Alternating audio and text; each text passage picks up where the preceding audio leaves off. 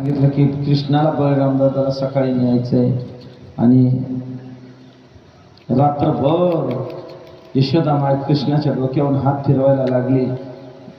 डोळ्यातून अश्रू पडत होते कृष्णाच्या गालावर. सकाळ झाली. अधूनमधून देव यशोदा मायला म्हणायचे, मा रोना ने मेरी मैया, मैं वापस आऊंगा. आणि अशा प्रकारे सकाळ झाली. जेवण नाही, काहीच नाही, फक्त कृष्ण. रथ सजवला गेला आणि भगवान परमात्मा रथामध्ये बसणार.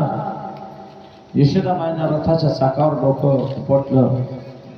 बिनशुद्ध पडायची. नंदराजा सांभाळायचा.